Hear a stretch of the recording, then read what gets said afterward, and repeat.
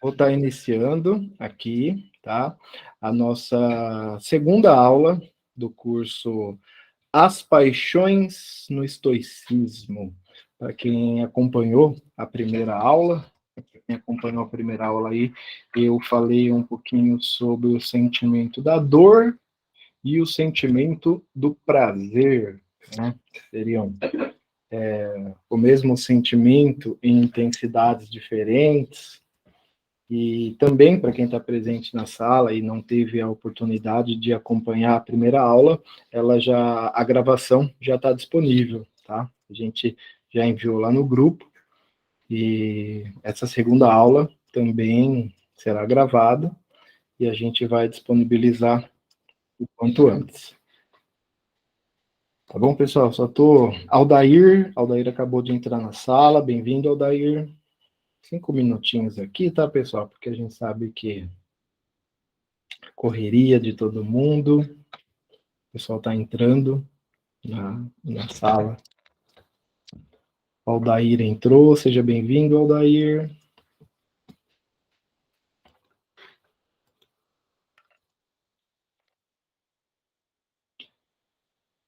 E no final, aqui mais... O Gabriel acabou de entrar. Boa noite, Gabriel, seja bem-vindo. Seja bem-vindo, Gabriel. É só 5 minutinhos de tolerância aí para galera entrando, né?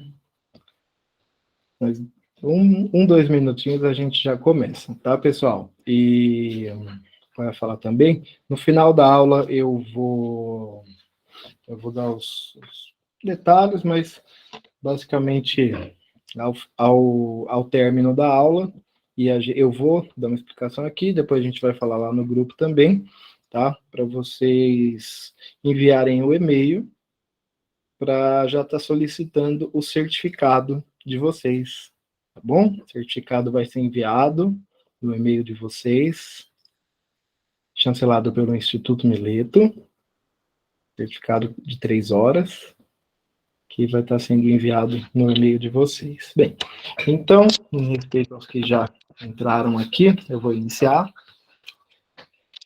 Vamos lá, a nossa segunda aula do curso As Paixões no Estoicismo.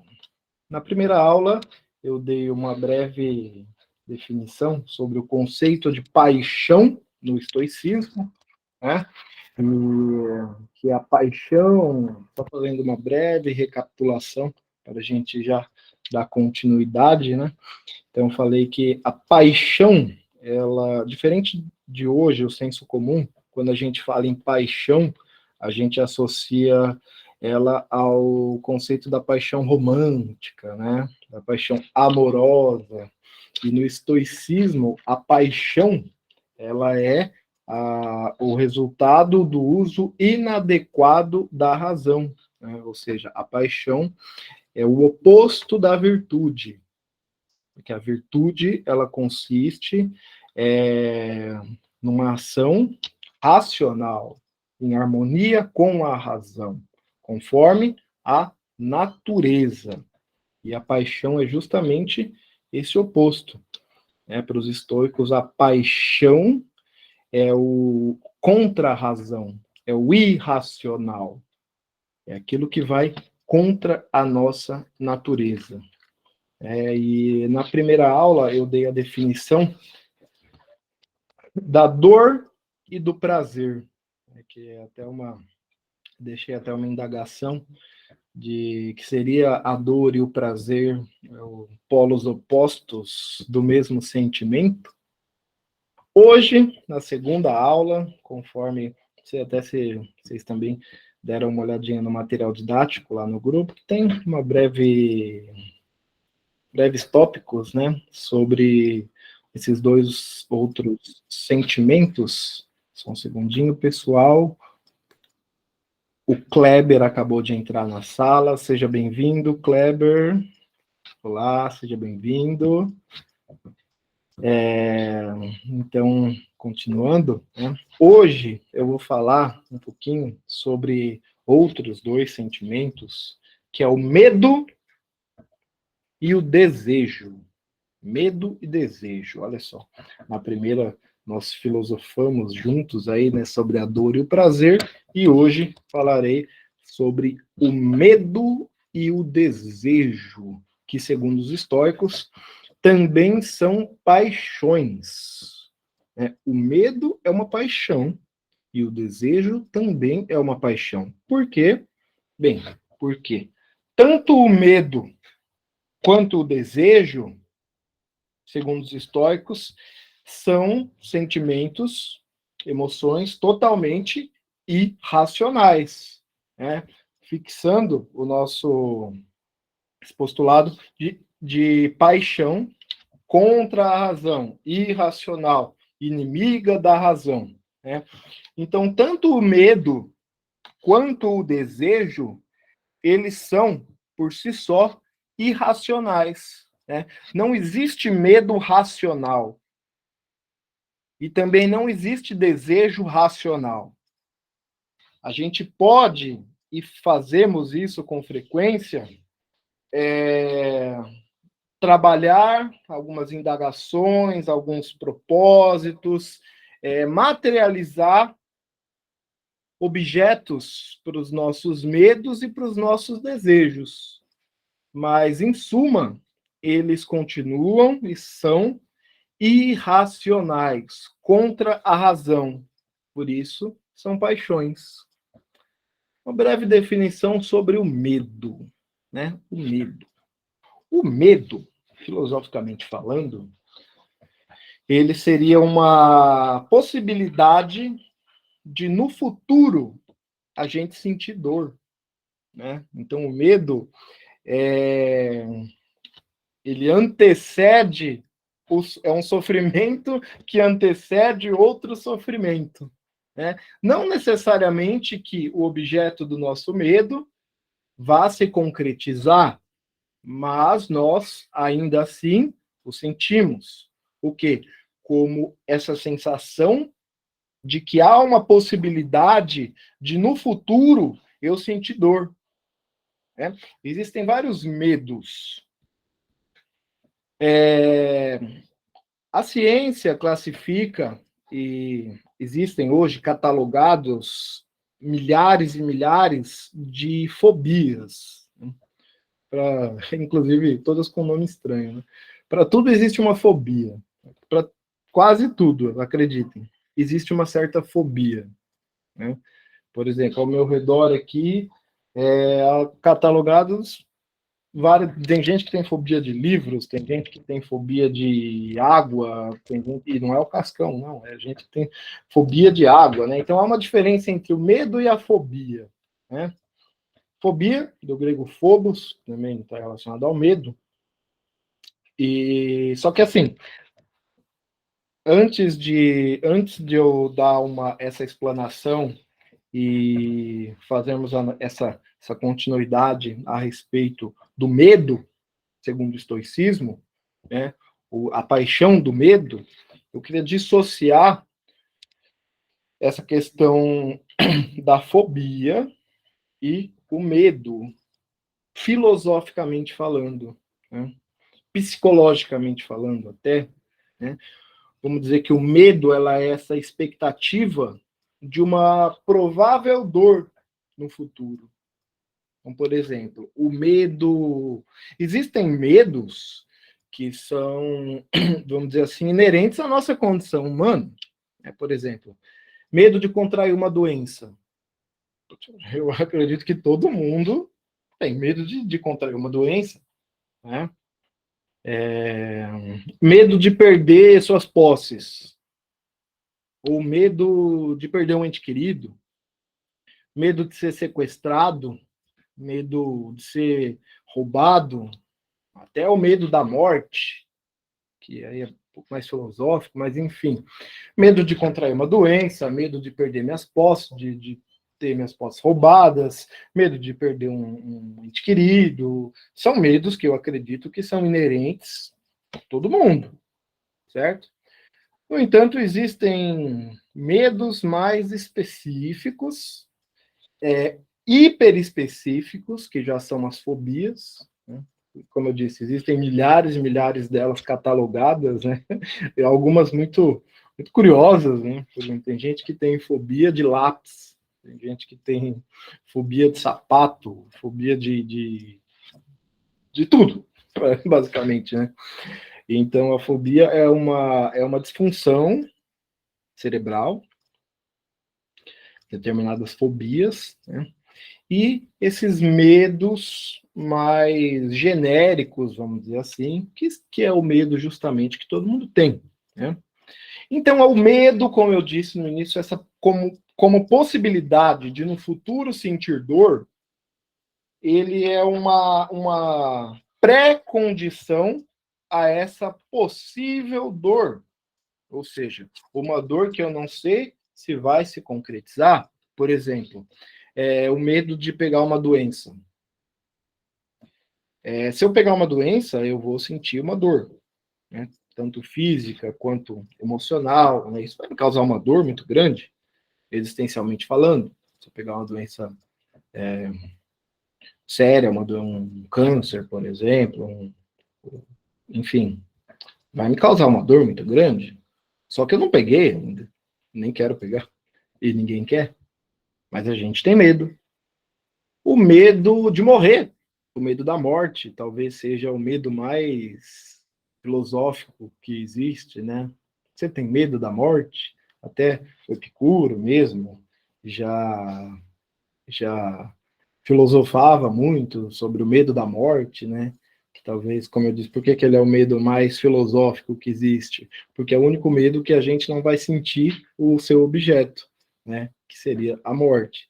É lógico, existem diversas perspectivas religiosas, alguns acreditam, tem gente que é ateu e acredita que morreu, acabou, já existem cristãos, espíritas e outras, muçulmanos, enfim, outras religiões que acreditam que não acaba por aqui, então a morte é só uma passagem, um caminho, enfim. Cada qual tem a sua crença ou a sua não crença, mas enfim, ambos podem ter medo da morte, né? Tanto um ateu quanto um cristão pode ter medo da morte. Mas a morte é esse objeto. É claro que eu possa ter uma morte dolorosa. Então, objeto da dor, objeto do medo, perdão, dor. Né? Como eu disse, o medo de ser sequestrado. Todo mundo tem medo de ser sequestrado. Quer dizer, se me sequestrasse, não eu nem foi quem pedir resgate, coitado de mim. Mas o medo de um sequestro, o medo de um roubo, de um assalto, né? Todo mundo tem medo. Por quê? Porque esse fato, esse evento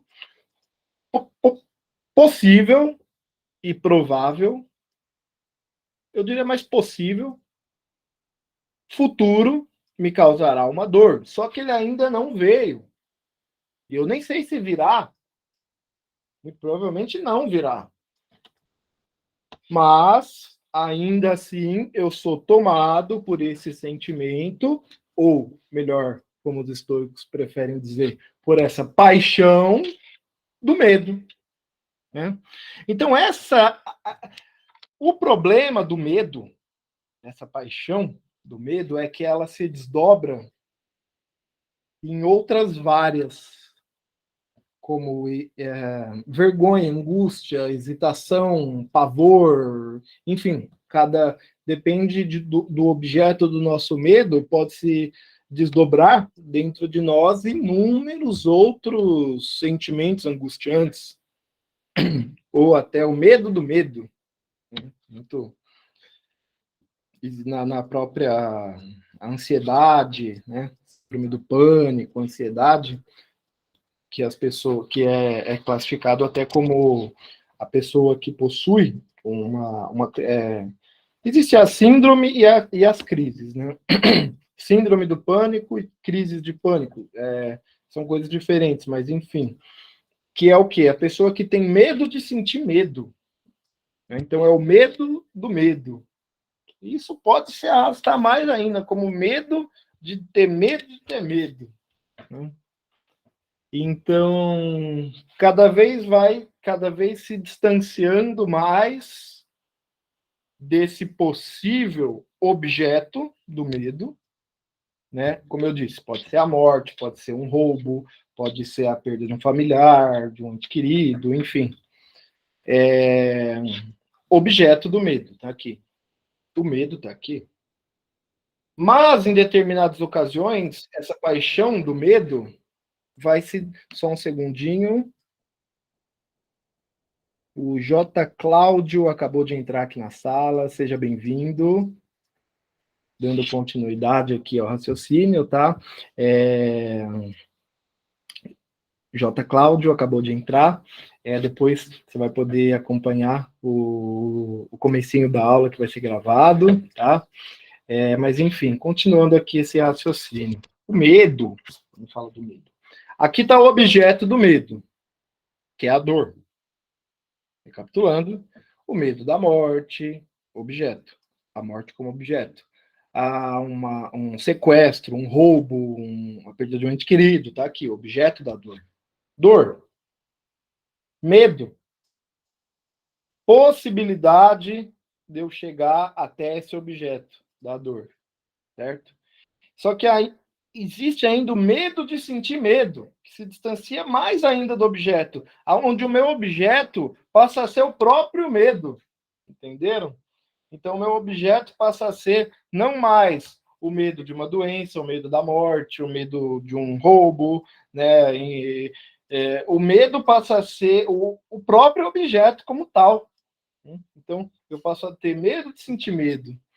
Então, assim, isso ocasiona dentro de nós inúmeras, vamos dizer assim, inúmeros sentimentos, emoções, né? Sentimentos, emoções, que alimentam ainda mais essas paixões, ou seja, contra-razões.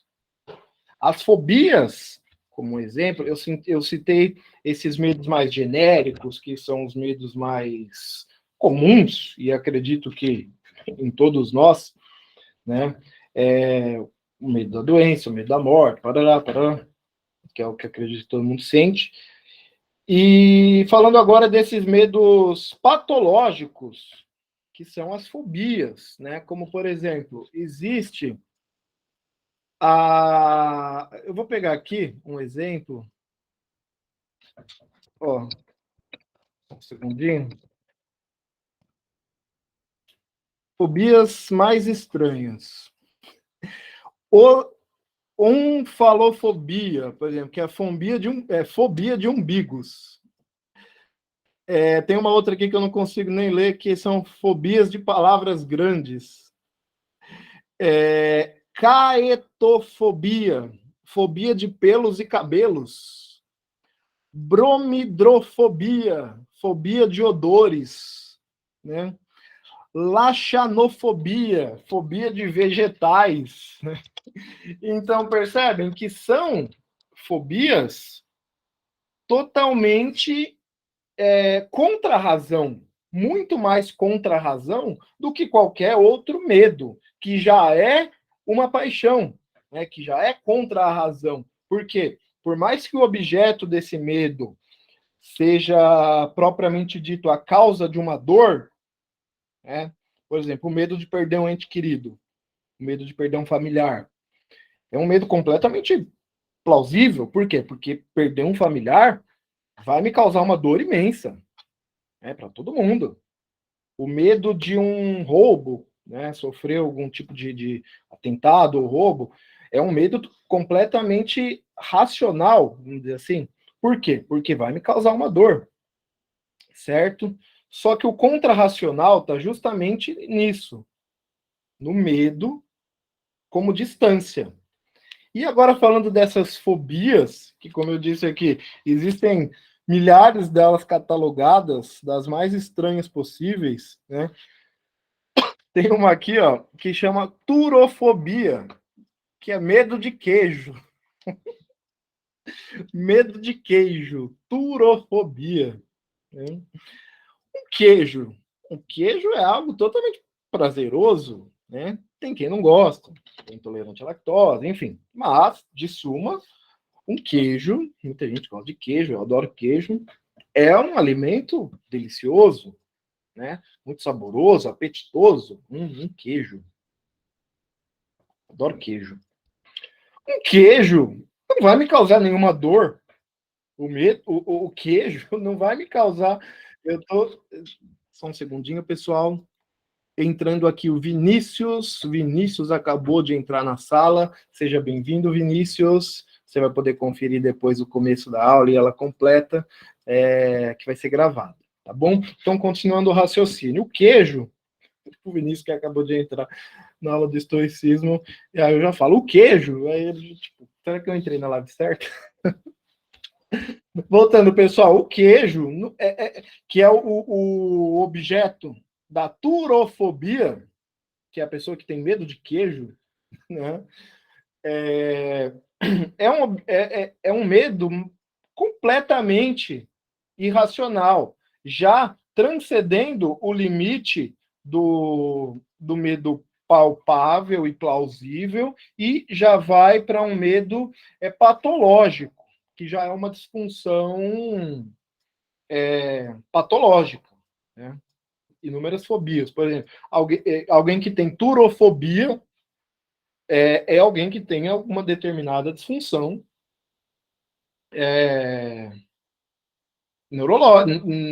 psíquica, psiquiátrica, psicológica, enfim. Né? Por quê? Porque sentir medo de queijo não é normal. O queijo é algo gostoso, algo saboroso, algo apetitoso. Eu posso não gostar de queijo. Ah, eu detesto queijo. Eu não gosto de queijo. Ok? Só que agora, sentir medo de um queijo, né, que é a turofobia, é algo totalmente irracional. Então, é a paixão irracional de uma paixão irracional. Deu para entender a linha de, né? O medo em si, segundo os estoicos, já é totalmente irracional, já é uma paixão totalmente contra a razão. Por quê? Porque o objeto dele não aconteceu, né? O objeto dele não aconteceu. E voltando já aos medos mais comuns a todos, medo de perder um ente querido, né? Medo de ser roubado, é um evento que, muito provavelmente, na maioria das pessoas, na grande maioria, se não em sua totalidade, vai causar dor. Mas vai causar dor o objeto, concretizado, não o medo. Tá? Não o medo.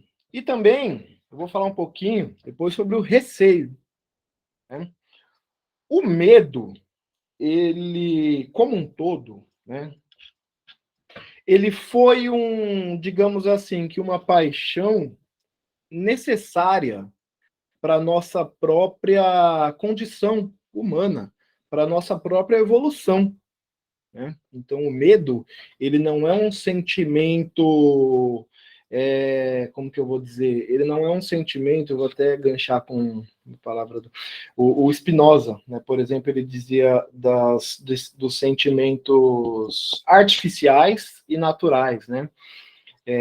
O Spinoza ele dizia, por exemplo, na sua obra Ética, que o ciúmes é um sentimento artificial, né? Ou seja, não é inerente ao ser humano.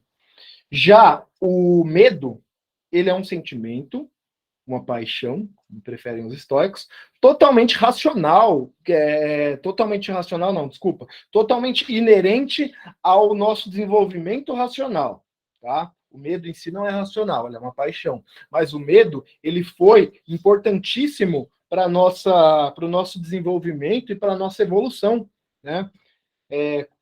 Falando evolutivamente, falando, né? Por quê? Porque imagina a gente morando nas cavernas, né? Tendo na época caçadores-coletores, enfim, a gente numa caverna, né? E o medo foi um sentimento necessário para que evoluímos como Homo sapiens, né? Porque, por exemplo, insetos, desde os insetos, né, um inseto pequenininho assim, que podia te matar, até um bicho gigante que não podia te oferecer risco, né? Gigante sim, no sentido, por exemplo, um bicho, enfim, agora me foge exemplos, mas um bicho maior, que é mais dócil, ou uma aranhazinha, um escorpiãozinho desse tamanho que numa picada pode nos matar, né? Então, nosso cérebro, nossa condição como Homo sapiens, a gente foi evoluindo e o medo foi algo que nos ajudou como espécie, né, de saber o que é seguro, o que não é, o que eu devo temer, o que eu não devo, o que me é mais próprio, o que não é, né? Porque imagina, a gente totalmente vulnerável, morando numa caverna, com na época pré-escrita ainda, né? A gente não tinha signos no sentido de simbolização, né? Então a gente era totalmente vulnerável no ambiente, totalmente vulnerável na nossa natureza. Então, o medo, ele foi uma coisa essencial para que a gente se desenvolvesse, certo? Só que o tempo passou, milhões de anos, a gente se desenvolveu. E, justamente, criamos, desde os medos mais comuns, psicologicamente mais comuns, até os medos mais estranhos, como deixa eu até ver o nome aqui, turofobia, que é o medo de queijo. Olha só. Né? Então, justamente, o medo, segundo os estoicos, ele impede que a pessoa esteja à altura de tal acontecimento. Por quê? Porque o medo nos coloca para baixo, ou nos distancia, melhor dizendo, ou para baixo, enfim, né? Porque o acontecimento está aqui. Por exemplo, o medo da morte, quando eu disse que é um dos medos mais filosoficamente debatidos. Porque ele é talvez o único que a gente tenha certeza, que a gente sabe que o objeto vai chegar. Cedo ou tarde vai chegar. Né? Momento mori agora, né? Desculpa, pessoal, estão entrando aqui na sala, só um segundinho. A Jane acabou de entrar, seja bem-vinda, Jane. Depois você vai poder conferir o início da aula, que está sendo gravada e será disponibilizada, tá bom? Então seja bem-vinda, Jane. Retomando o raciocínio, o medo, né, esse medo da morte, como eu disse, tem um momento mori aqui agora, né? Momento mori é alguns sabem que, para quem não sabe, o momento mori é uma reflexão latina que é lembre-se da morte, né? Lembre-se de que você é mortal. Então, vamos lá. Por que eu disse que o medo da morte é talvez o medo mais... Só um segundinho, pessoal. O Henrico acabou de entrar na aula. Henrico, seja bem-vindo. Depois você vai poder conferir o início da aula e a sua totalidade que está sendo gravada, tá? Retomando, por que o medo da morte é o medo mais filosófico que existe? Porque é um medo cujo objeto é o único que a gente talvez tenha absoluta e plena certeza de que vai acontecer. Ninguém aqui é imortal. A morte vai chegar, cedo ou tarde. Então, é um medo que a gente sabe que vai acontecer. Só que, ao mesmo tempo, é um medo que a gente mais teme. Então, por isso que ele é o medo mais filosófico e de material mais filosófico que possa ser debatido. Né? Então, a gente sabe que vai chegar, mas ao mesmo tempo a gente tem medo. Né? Ah, mas eu tenho medo de morrer agora, muito novo. Né? Eu queria morrer com 98 anos de idade ou com 105 anos de idade, lúcido, né? E dormindo. Olha só, é uma idealização. Eu talvez possa morrer amanhã ou possa morrer daqui 50, 60, 70, 80 anos. 80 eu acho difícil. Mas enfim. Entenderam? Porque esse medo, ainda assim, é uma paixão. Porque é irracional. Né? É totalmente irracional. Descendo agora um degrau desse medo que talvez nos proporcione essa certeza, talvez não, que nos proporcione essa certeza, que é o medo da morte, indo agora para um medo de algo que vai me causar uma dor e que seja possível, né? Não provável, possível, que é, como eu disse, o medo de ser assaltado, né? Estou andando no centro da cidade e sou abordado, né? Sou assaltado, tenho meus pertences todos levados, meu carro é roubado e não tinha seguro, né? Não fiz, eu não renovei seguro, eu não tinha seguro, perdi meu carro, levaram meu celular que eu tinha, enfim, é um medo possível, não provável. A diferença entre a possibilidade, entre algo ser possível e provável. É um medo possível de acontecer, né? Infelizmente, acontece todos os dias, infelizmente, né? Em todas as cidades, vamos dizer assim, independentemente qual seja. Então, é um medo possível, né? Não que vá acontecer. Por exemplo, o medo da morte. Está num degrau, no maior degrau do objeto dessa paixão do medo. Por quê? Porque é uma certeza que todo mundo tem. Descendo um degrau, o medo de ser roubado, né? Pode ser que aconteça, pode ser que não, pode ser que a gente nunca aconteça isso, né? Pode ser que sim, pode ser que não. Mas ainda assim é um objeto que vai me causar uma baita de uma dor, um baita de um sofrimento.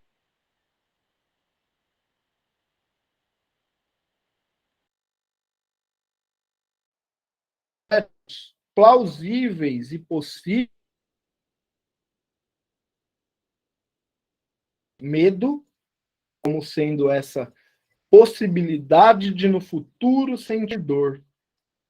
Já existe, como eu disse, as fobias, né? Eu peguei até de exemplo aqui eu sempre esqueci, turofobia, que é o medo de queijo.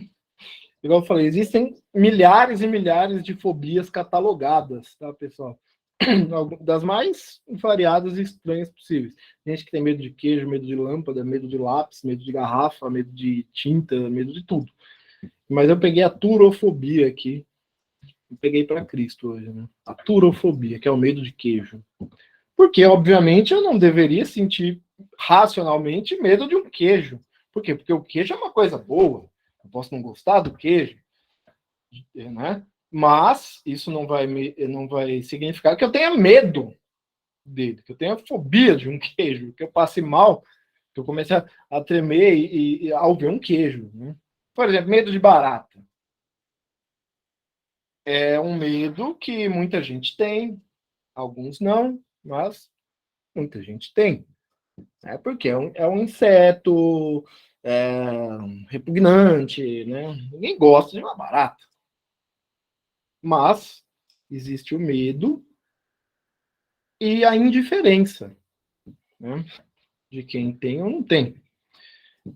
Eu, modéstia, assim, modéstia à parte, não que eu seja um machão, mas eu não tenho medo de barata. Eu vejo uma barata, eu vou lá, pá, mato, ok. Mas eu não gosto de uma barata, obviamente, não me é agradável uma barata.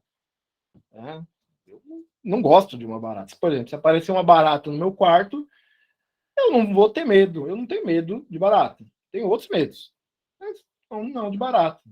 Eu vou lá e mato. Não que eu seja normal, mas vou lá e mato a barata. Enquanto por exemplo, um terceiro, uma outra pessoa pode ter um pavor, um medo enorme de barata, sair correndo, subir em cima da cama e gritar, porque é um medo, pavor, angústia da barata. Eu não tenho medo da barata, eu vou lá e dou uma chinelada e mato a barata. Só que ainda assim não me é agradável. Eu não gosto. Embora que eu não tenha medo, eu não gosto, eu detesto. É um animal sujo, repugnante, enfim. Então, quando a gente fala do medo, perceberam como ele transita nos mais variados objetos e aspectos, que vai desde a morte, que está num topo, assim, como eu disse, talvez um dos maiores medos que as pessoas possam ter, que é o medo da morte, até medos mais plausíveis e aceitáveis, obviamente, de sentir medo, que, como eu disse também, medo de contrair uma doença, medo de ser roubado, né? ok? Até medos totalmente irracionais, todos os medos são irracionais, mas medos que eu diria como o irracional do irracional, ou seja, o medo sem justificativa. Por quê? Porque o seu objeto não vai me trazer dor, tá? Novamente, perder um ente querido. Eu tenho medo de perder um ente querido. Óbvio, eu tenho. Acredito que todo mundo que está me assistindo também. Por quê? Porque se eu perder um ente querido, eu vou ficar muito mal.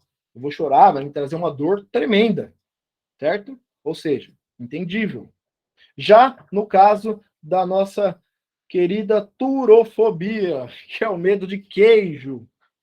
O queijo, ele não traz sofrimento para ninguém, não traz dor para ninguém. Pelo contrário, é um alimento apetitoso, gostoso, igual diz, tem quem goste, tem quem não goste, mas não necessariamente o medo, né?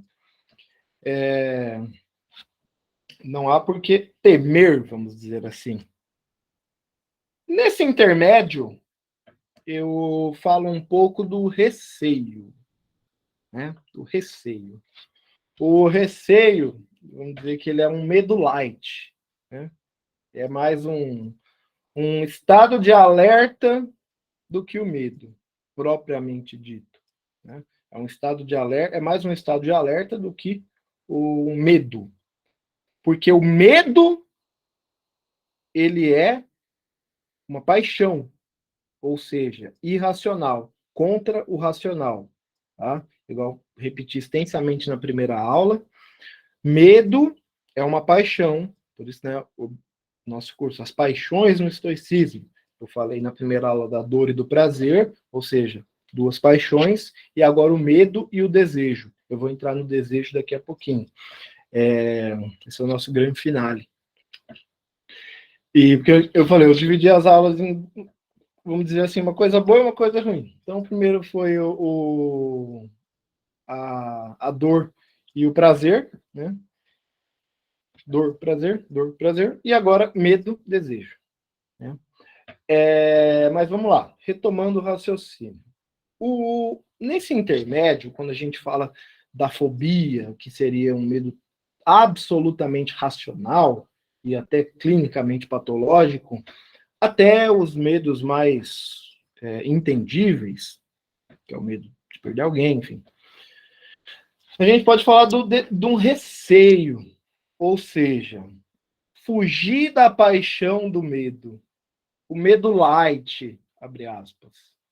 É um medo light, ou seja, um estado de alerta. Uma alerta, por exemplo. Eu tenho medo de contrair uma doença. Né? Esse medo, paixão. Só que isso não impede de eu me cuidar, né? De eu ter uma alimentação saudável, praticar exercícios físicos, visitar frequentemente um médico, né? Isso. Eu estou prevenindo uma possível, uma eventual doença, mas eu não estou com esse medo irracional e apaixonado no sentido puramente estoico, de ser contra a razão, irracional, né? Ou seja, é um medo light que transita entre o receio e o autocuidado. Né? Eu tenho medo de ser roubado, tenho medo de ser assaltado, objeto da dor. Se algo acontecer, dor, certo?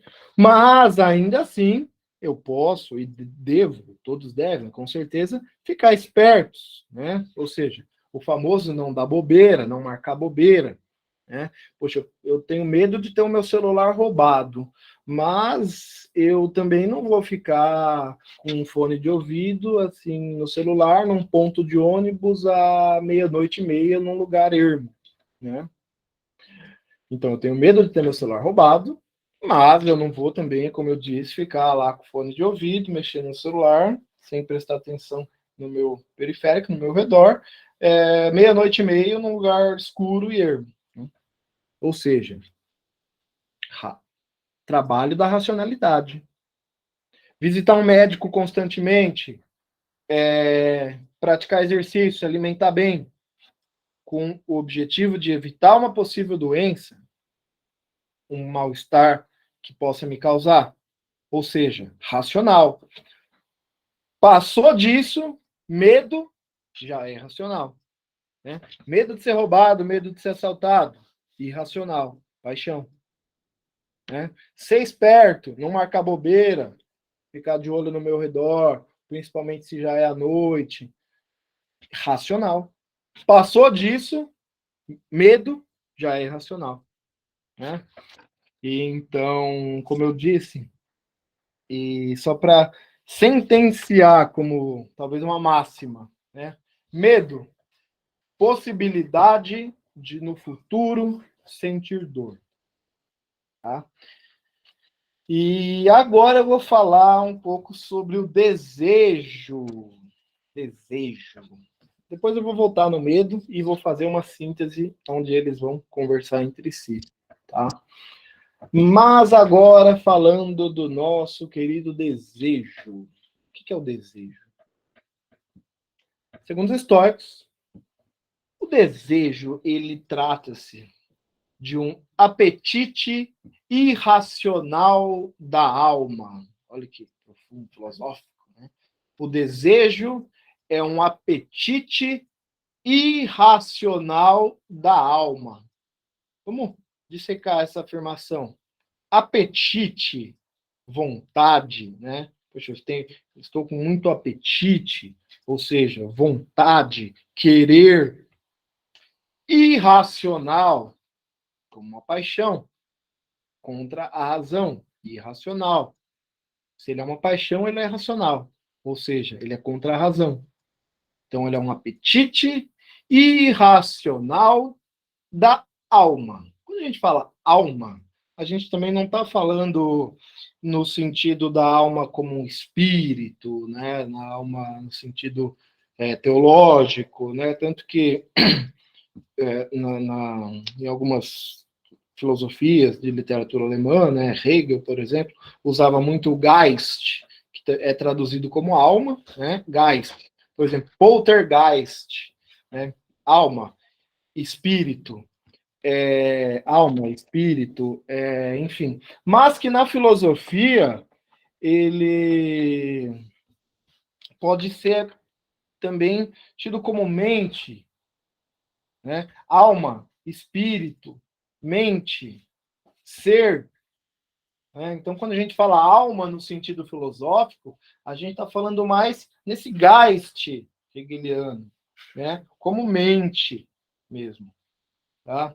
Então, assim, o desejo, ele é, olha só, uma outra máxima que eu quero dissecar e trabalhar. O desejo, tá? O desejo, ele é uma expectativa desnecessária de prazer. Olha só, o desejo, como paixão, ou seja, como irracional, é essa expectativa desnecessária de prazer. É querer algo que não nos convém e sobre o qual a gente não tem controle. Entenderam? Então, essa expectativa, a expectativa de prazer moderada, ela não é considerada uma paixão, porque ela está no âmbito racional. Todos nós, como seres humanos, possuímos expectativas de prazer, né? O nosso nível de o cortisol que trabalha no nosso cérebro, ele vai agir justamente nisso, né? Na expectativa de um prazer, né? O cortisol não, desculpa, a dopamina ela justamente causa essa expectativa que a gente tem de um prazer, de algo satisfatório, né? Então isso é natural, é inerente a todos nós. Por quê? Porque todos nós temos dopamina no cérebro. Então, é a dopamina que nos causa essa expectativa de prazer, essa expectativa de uma recompensa. Falando de prazer como recompensa. O prazer é uma recompensa. Né? Quem busca o prazer em algo, né, o objeto dele é nada mais do que uma recompensa dessa busca.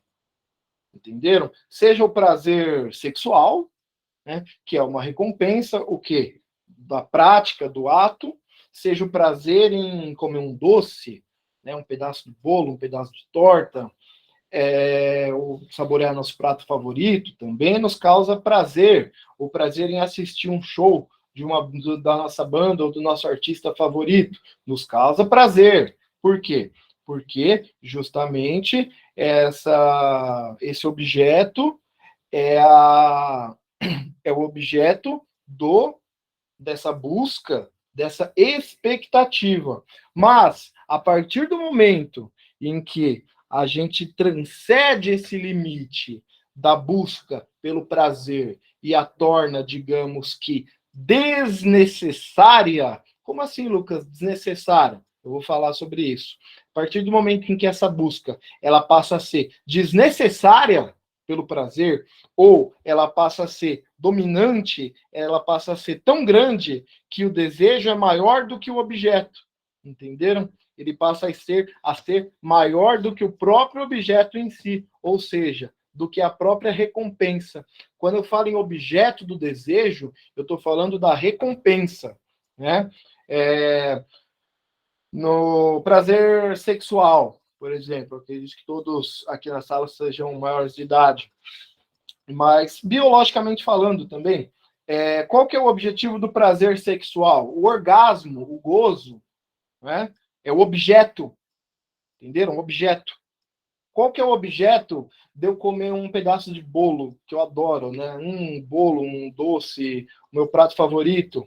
Né? O bolo é o objeto do prazer, entendeu? Eu assisti um show do meu grupo, da minha banda ou do meu artista favorito. O show em si, objeto, entenderam? Objeto. O objeto está lá. Então, essa expectativa, ela obviamente, como eu disse, né, graças aos nossos níveis de dopamina que a gente tem no cérebro, ele é totalmente natural, né? Criar essa expectativa.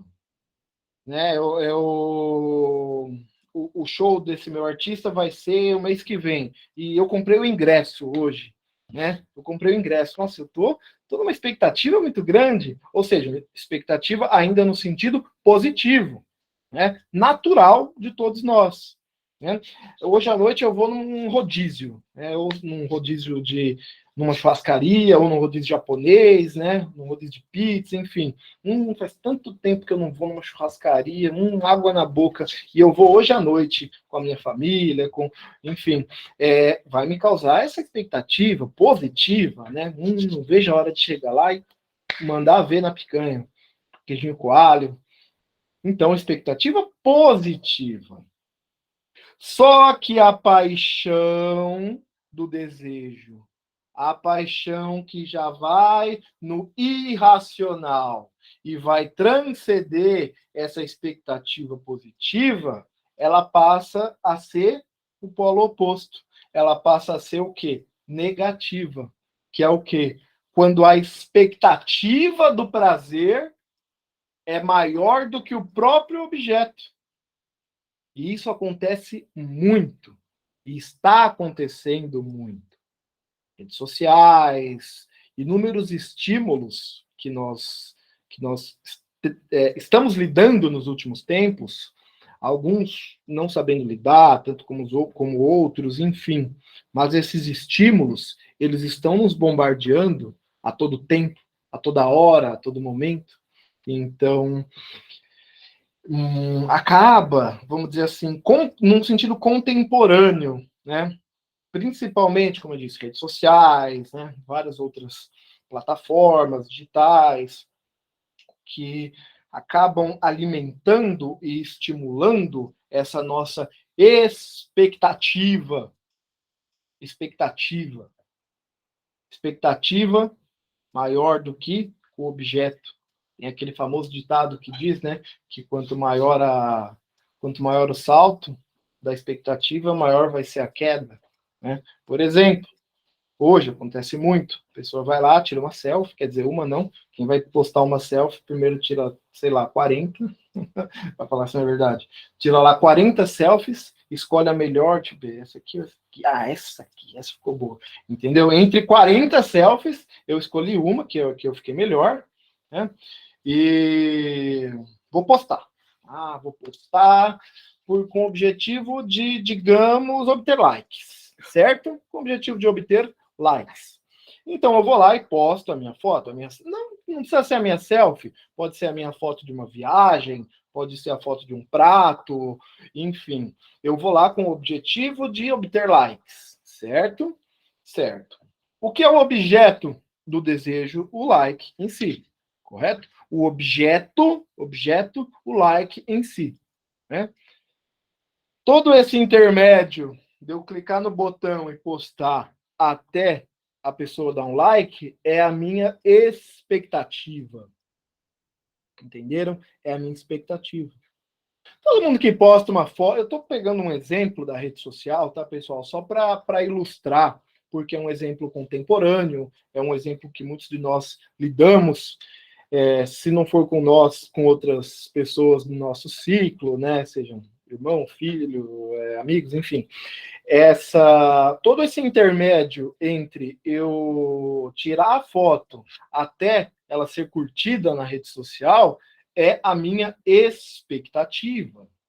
Então, claro, se eu posto uma foto no Instagram, por exemplo, é natural que eu tenha uma expectativa de receber curtidas, claro, normal, certo? Só que essa expectativa. Agora eu vou falar uma outra, né, entrar num outro ponto importante no tocante ao desejo, que é a frustração. Desejo em demasia e desejo irracional em excesso pode nos trazer frustração. Por quê? Porque a gente justamente idealiza esse objeto. Idealizamos o objeto. Aí a gente entra até em Platão, né? Ideal, a gente idealizou um objeto. Então, esse desejo, ele passa.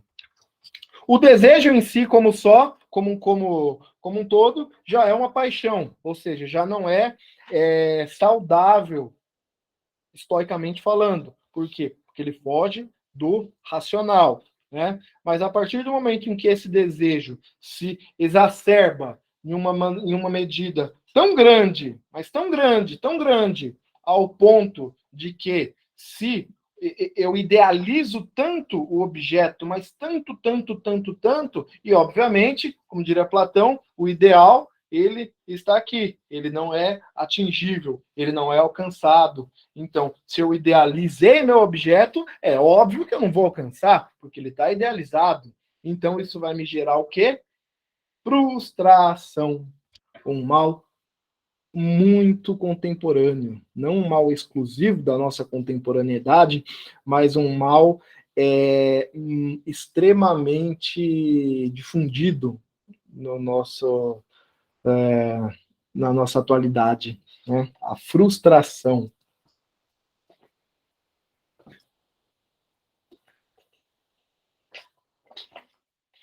Bebam água. Tá muito calor aqui na minha cidade. Voltando, quando a frustração passa a dominar esse nosso sentimento de recompensa, ou seja, quando ele domina a nossa recompensa, ou seja, ele anula nossa recompensa. A frustração anula a recompensa. Né? Porque a recompensa é algo que eu vou obter, certo? A frustração é o quê? Quando eu não obtenho esse algo. Ou porque eu o idealizei demais, ou porque eu não consegui, propriamente dito, atingir. Citando aquele exemplo, como ilustração, né? Eu vou num show de um artista, de uma banda que eu gosto muito, né? Então, vamos lá. Eu vou dar exemplos práticos e ilustrativos para ir assimilando esses sentimentos e esses status do irracional. Supondo que vai. Esse exemplo do show aí é um exemplo bacana porque ele é bem completo e dá para eu dar bastante exemplo em cima dele. É um artista internacional que eu gosto muito, sou muito fã, mas muito, muito, muito fã. Vai vir ao Brasil pela primeira vez, né? Vai vir ao Brasil e vai fazer um show. E eu fico muito contente. Nossa, o meu artista favorito, o que eu amo, o meu ídolo vai vir aqui pro Brasil. É óbvio que eu vou no show. Eu vou na pista premium, eu vou na primeira fileira, né? Eu adoro. Então, isso me gerou o primeiro sentimento, que foi justamente a excitação. Excitação no sentido positivo, vamos dizer assim, né? Que vai me impulsionar a ação. Né? Poxa, meu artista favorito vai vir para o Brasil, que show! Desejo. O que é o desejo? Ir no show, certo? Poxa, eu desejo ir no show. Vamos lá, tomado pelo desejo. Eu vou lá e compro o ingresso. Comprei o bilhete. Tá na minha mão. Quer dizer, hoje nem é mais. Eu ainda sou da época que o ingresso era de papel, hoje é QR Code. Tô com o ingresso na mão, comprei. Aí entra a expectativa. Meu Deus, eu nunca fui, eu nunca vi ele de perto, eu nunca vi um show desse meu artista. Será que vai ser bom? Será que não vai ser? Né? Desejo, expectativa, né? Tudo isso pautado pelo bojo do desejo, dessa paixão, entenderam? Dessa paixão. Desejo, paixão, ou seja, irracional. Por quê? Porque eu já estou começando a criar a expectativa. E a expectativa é o nosso ser, vamos dizer assim, que alimenta. Então, ela pode estar no âmbito do saudável, né? É óbvio que, poxa, o meu artista favorito vai vir para o Brasil pela primeira vez, eu comprei o ingresso, eu vou ter uma expectativa, vou contar os dias, vou ficar muito ansioso, num sentido positivo, é natural, claro. Só que se isso for aumentando, aumentando, e eu começo a criar uma expectativa muito, muito, muito, muito, muito, muito, muito grande. O objeto, qual que é o objeto? O show, o espetáculo, o concerto em si. Esse é o objeto. Né? E há três possibilidades, vamos dizer assim. A possibilidade de eu ir e amar, ser uma maior experiência da minha vida, coisa que eu nunca vou esquecer e vou lembrar até a minha velhice. Fantástico, fantástico, amei, adorei o show, vai ficar para sempre na minha memória. Opa, recompensa. Recompensa, positivo. Então, o desejo, ele obteve a sua recompensa. Né? Voltando, antes, eu já vou continuar nesse exemplo ilustrativo, mas entenderam o paralelo que eu quero fazer com o medo? Que eu falei primeiro do medo, agora do desejo. Ambos têm um objeto. Entenderam? Só que o medo, eu não quero esse objeto. Eu quero cada vez mais me distanciar do objeto. O objeto tem, no medo e no desejo. Entenderam? Só que com medo, o meu objetivo é cada vez me distanciar desse objeto. Eu repulso esse objeto. O desejo é o oposto. Eu quero cada vez mais me aproximar do objeto, até obtê-lo, propriamente dito. Voltando a esse exemplo do show. Né? Então, o show aconteceu, foi incrível, foi maravilhoso, eu adorei, foi a maior experiência da minha vida. Tirei muitas fotos, fiz muitos vídeos e está na minha memória. E fantástico, fantástico, fantástico. Recompensa. Obtive. Meu desejo concretizou-se. Agora, uma segunda hipótese. Uma segunda hipótese que é nessas outras duas hipóteses é mais trágico, né? Sem a concretização desse desejo. Eu vou lá, comprei o ingresso, né, tô ansioso, quero ver meu artista favorito, chegou no dia do show, tudo dá errado. Né? Eu vou sair de casa e meu carro quebra. Né? Quebrou meu carro e, meu Deus, e agora o que eu vou fazer? E aí eu chamo um aplicativo e o motorista do aplicativo se perde e chove no caminho, ele enfrenta um engarrafamento gigantesco e até eu chegar, na hora que eu cheguei no estádio, o show já acabou. E era a única apresentação daquele artista no Brasil. Acabou. Cheguei no fim, não deu nem tempo de entrar no estádio, o show acabou. O que eu vou ter? Frustração, decepção. Por quê? Porque eu não vi o espetáculo. Né? Ou seja, eu vou ficar muito puto da vida. É muito. Por quê? Porque eu não vi. Ou seja, frustração. Agora, partindo para o terceiro exemplo. A gente idealiza tanto, mas tanto esse show, que eu vou lá, assisto e não gosto. Ok. Legal. É isso. Poxa, foi bacana, foi legal. Gostei, mas. Ok. Entenderam? Então, no exemplo 1, eu atingi o objeto do meu desejo com êxito, com sucesso, com júbilo. No objeto 2, intermediário, eu não atingi. Eu não cheguei até ele. Então, me causou essa frustração. Só que nesse terceiro exemplo é pior ainda, porque eu obtive esse objeto e ainda assim não me satisfiz. Ainda assim eu não me satisfiz. Tem um exemplo que agora até me fugiu, que eu vou até fazer uma pesquisa rapidinho aqui, que eu não sei se é síndrome de Paris, alguma coisa assim. Só um segundinho. É, isso mesmo. Existe, inclusive, ó, chama Síndrome de Paris.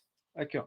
Síndrome de Paris é um distúrbio psicológico transitório exibido por alguns indivíduos que visitam Paris ou outro local da Europa Ocidental, decorrente do choque extremo ao descobrir que o local visitado não é aquilo que fora idealizado. Pesquisem no Google depois. Síndrome de Paris. Né? Porque Paris, a cidade de luz, Paris é idealizado, Paris é romantizado, né, nos filmes, na literatura, no cinema, em tudo, né, Paris. A Europa como um todo, os Estados Unidos também, né? Mas ele chama Síndrome de Paris. Pesquisem depois. Ou seja, Paris é uma cidade tão idealizada, mas tão idealizada, que a pessoa tem aquele desejo muito, muito grande, e quando ela vai para Paris, ela vê que, ok, eu Torre Eiffel aqui, então. Quando eu fui para Paris, brincadeira, eu nunca fui para Paris. Queria, mas não foi. Mas a pessoa idealiza tanto Paris, né? Paris, a cidade luz, né? Torre Eiffel, Champs-Élysées,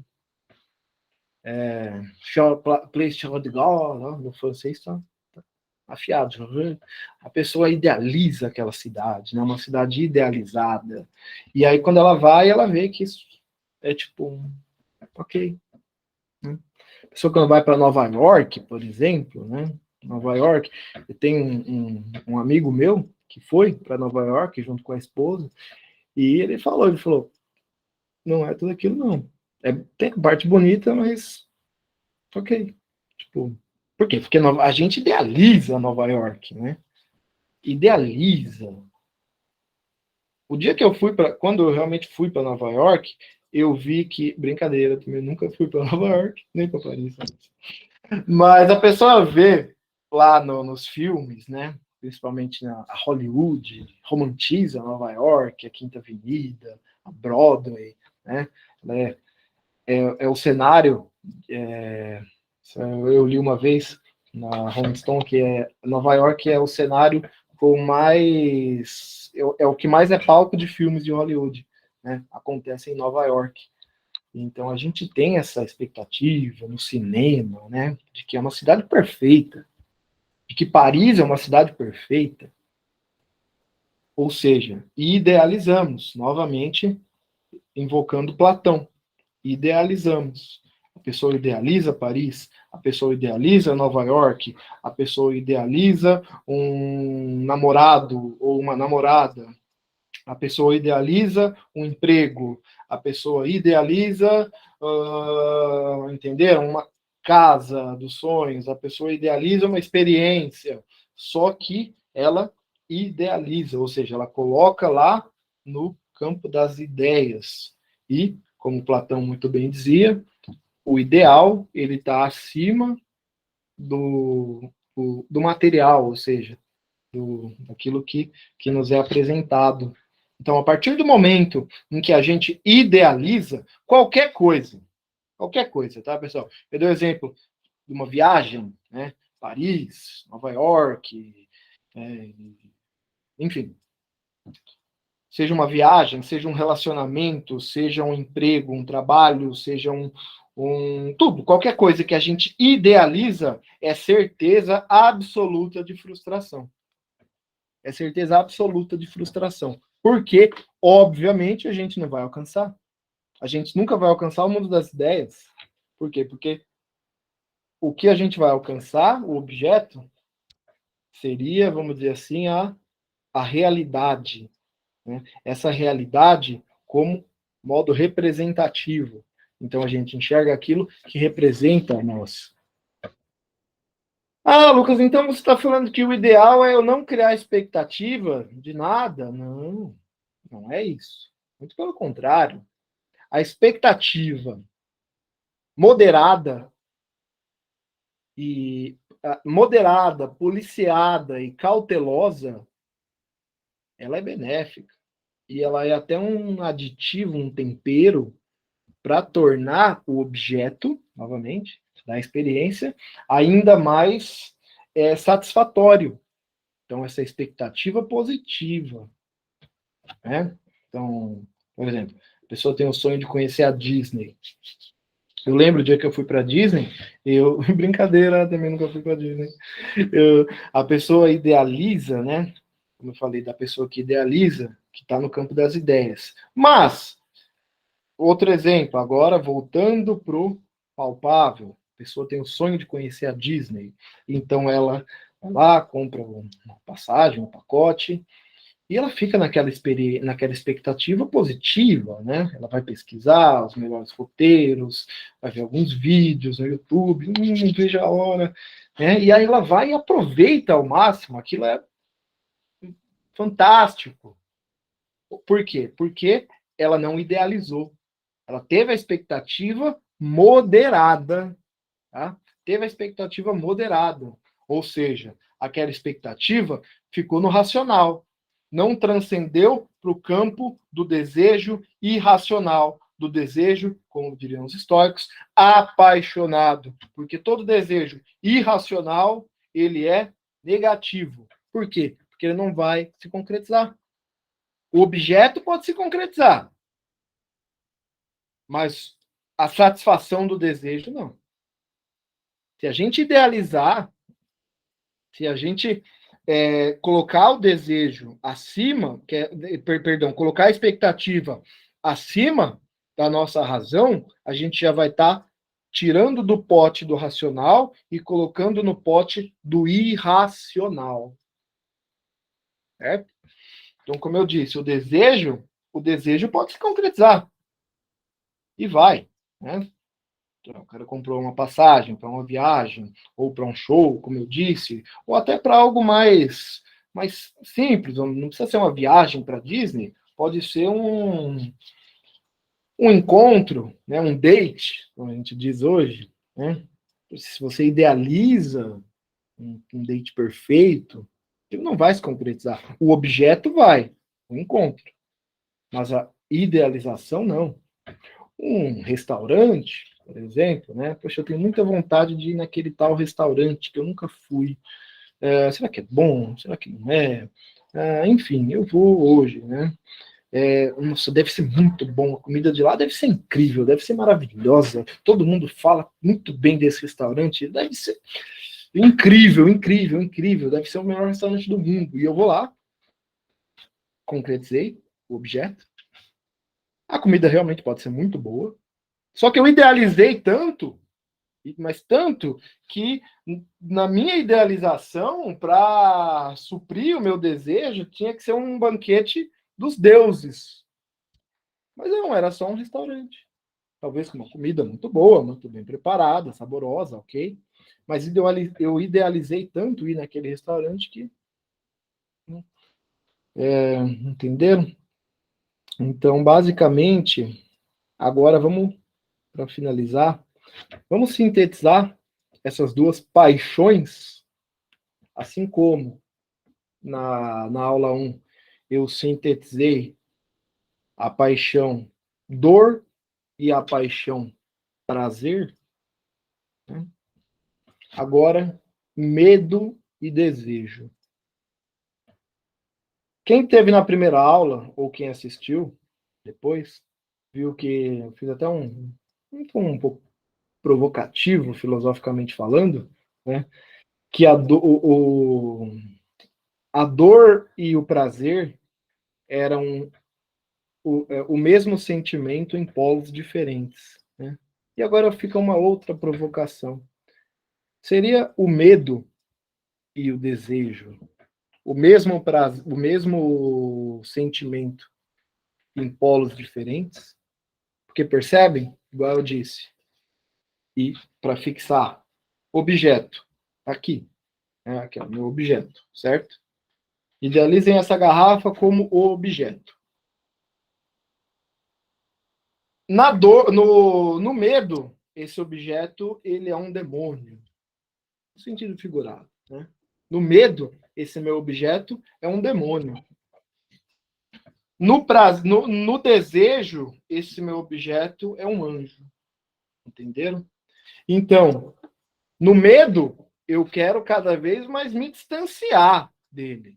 Porque no medo, esse objeto vai ser, como eu disse, pode ser o medo da morte, o medo de perder um ente querido, o medo de uma doença, o medo de ser roubado, parará, parará. Então, eu quero repelir isso, sai fora, eu quero cada vez mais longe dele. Só que no desejo é o oposto. No desejo, eu quero cada vez mais estar próximo do meu objeto. Seja esse objeto, como eu disse, um show do seu artista, uma viagem, a ida a um restaurante, um encontro amoroso, e enfim. Então, medo me repele do objeto. Desejo me aproxima do objeto. Mas ambas, se você usar de maneira irracional, são paixões. Ou seja, são malefícios. Se eu tornar esse medo e esse desejo tão apaixonado, mas tão apaixonado, ele vai ser um malefício. Ele vai me causar sofrimento. Sintetizando lá no início do medo, né? O medo como repressão natural, né? De nós como espécie, ou seja, o medo benéfico, que seria o medo que nos fez evoluir como espécie, ou seja, estamos aqui por causa dele. Se a gente não tivesse, se tivéssemos zero medo, 0,00000 de medo, talvez o Homo sapiens, ou seja, nós, não estaríamos aqui, né? Então, vamos lá, medo benéfico. Nem sempre o medo ele pode ser, grosso modo, algo que eu quero repelir, algo que, né, mal, mas há um medo benéfico. O receio, por exemplo, que eu classifiquei como medo light, né? Eu tenho medo de pegar uma doença, mas nem por causa disso eu vou deixar de praticar exercício, me alimentar bem, ir ao médico. Eu tenho medo de ser roubado, mas nem por causa disso eu vou ficar marcando bobeira com o meu celular, tirando uma selfie meia-noite e meia num lugar escuro. Né? Entendeu? Uso da razão. Tá aí. Uso da razão, ou seja, receio. Então, medo no sentido positivo. O medo pode ser positivo, e é, em alguns aspectos. Embora, como eu disse, grosso modo, e um senso, não digo senso comum, mas grosso modo mesmo, ele é algo tido, visto como algo ruim, ele pode ser bom em determinados aspectos, no sentido moderado. Mas, em suma, ele é ruim. Claro, ele é ruim, como eu disse. O medo, ele nos afasta de algo, principalmente quando ele se torna um pânico, uma ansiedade, que aí ele passa a ser o medo de sentir medo, ou seja, quando o medo passa a ser o próprio objeto em si. Né? Então, esse medo, como desejo, voltou. Agora, eu pulei o muro e fui para o desejo. Né? Então, como assim, Lucas? Medo como desejo? O medo, ele pode ser um desejo, assim como o desejo também pode ser um medo. Né? Ou seja, eu tenho desejo de algo, só que se esse algo não se... Eu tenho medo desse algo não se concretizar. Né? E a partir do momento em que eu tenho um desejo e o meu medo dele não se concretizar ser maior, aí passa a ser um problema. Entenderam?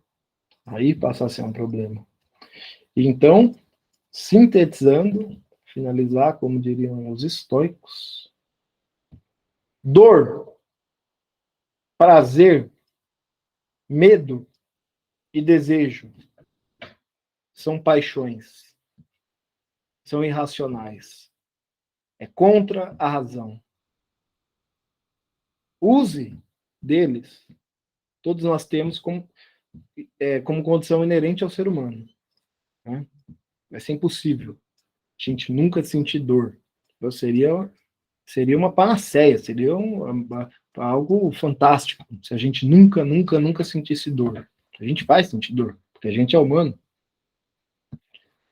Prazer, né? A gente vai sentir prazer na vida.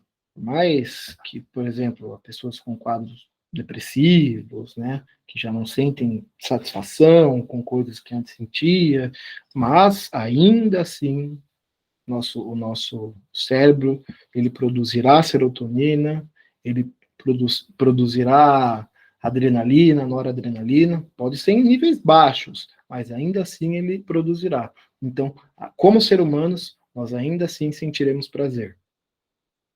Sentiremos. Medo. A gente vai sentir medo, porque a gente é humano. Então, novamente, é impossível alguém que não tem medo de nada. Tem um escritor muito famoso, né? Vitor Hugo. Vitor Hugo ou Balzac? Agora não. Tipo, Vitor Hugo. Que disse que. Balzac, desculpa. Que o homem que não sente medo de nada e nada mais é do que um tolo, um idiota. Que não sente medo de nada é um tolo, um idiota. Quer dizer, na verdade é impossível. Como ser humano é impossível. A gente não tem medo de absolutamente nada, nada, nada. Ah, Lucas, eu não tenho medo de nada. Eu sou totalmente destemido. Não tenho medo da morte, não tenho medo de nada. Tem sim. Quem fala que não é hipócrita, você está mentindo. Porque é ser humano e tem. Desejo. Todos nós, seres humanos, sentimos desejo. Todos nós temos dopamina no cérebro. Alguns em níveis maiores, outros em níveis menores. Mas ainda assim temos. Então, só para sintetizar e para finalizar, essas 4 paixões estoicas que eu abordei durante esse curso: dor, prazer, medo e desejo. São condições inerentes a nós, seres humanos. Ou seja, são irracionais, são paixões. Não as alimente de um modo que eles passam a ser maior do que o seu autocontrole sobre eles. Então, dor você vai ter, mas não demonize determinadas dores físicas ou emocionais. Prazer você também vai ter, mas cuidado, o prazer pode ser perigoso. Medo, todos nós teremos medo, sempre. Mas cuidado para o medo não te travar. Cuidado para ele não falar mais alto do que a sua própria vontade de fazer algo. E desejo, você também vai ter desejos, também vai sentir desejo. Mas cuidado, o desejo também pode ser perigoso. Ou seja, o que eu estou dizendo? O que um estoico diria? Moderação. Moderação. É esse, talvez, um mantra estoico. Moderação. O estoicismo não demoniza os prazeres, os desejos, não. Mas sim o uso racional deles, ou seja, a moderação. Tá? Então, finalizando, todos esses sentimentos, e reafirmando, todos esses sentimentos, essas paixões propriamente ditas, dor, prazer, medo, desejo, você vai ter. Como ser humano, acho que ninguém aqui é um robô, todo mundo vai ter. Mas cuidado, para ou você deixar muito aqui ou muito aqui. E o que, que o estoicismo diz? Equilíbrio. Ser um estoico hoje talvez seja uma das coisas mais complicadas, ser um estoico propriamente dito, porque a nossa sociedade hoje ela é muito desequilibrada no sentido, num apanhado geral mesmo, né? A gente vive a era dos extremos, a era da intensidade. Tudo deve ser intenso. Né? Você deve ser uma pessoa intensa, fazer coisas intensas, né? E procurar coisas apenas intensas. Mas cuidado, a intensidade pode machucar.